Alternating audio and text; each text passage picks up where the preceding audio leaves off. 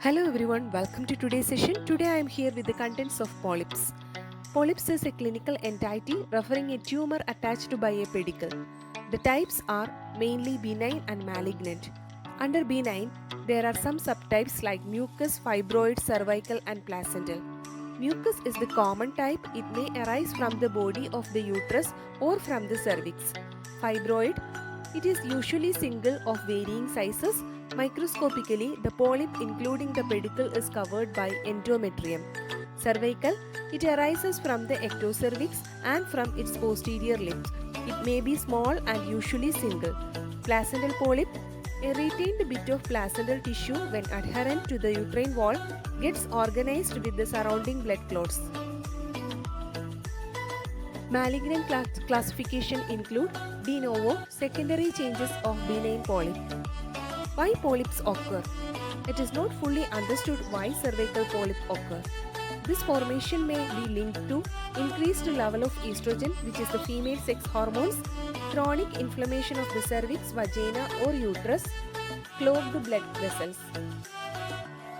Symptoms include irregular uterine bleeding, contact bleeding, vaginal discharge, colicky pain, sensation of something coming down when the polyp becomes weak, distending the vagina. Diagnosis: speculum examination, transvaginal sonography, saline infusion sonography, hysteroscopy, hysterography, examination under anesthesia, sound test, etc. The treatment options include: sometimes cervical polyps will disconnect from the cervix on their own. This can occur while a woman is menstruating or during sexual intercourse. Doctors don't routinely remove cervical polyps unless they cause any symptoms. Removing cervical polyps is a simple procedure that your doctor can perform in their office itself, and no pain medication is necessary.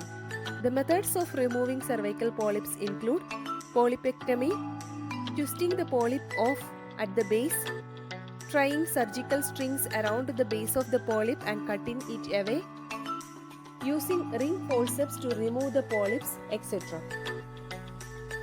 And also there are some methods to destroy the base of the polyps, which include the use of liquid nitrogen, electrocautery ablation, which involves using an electrically heated needle, and also by laser surgery.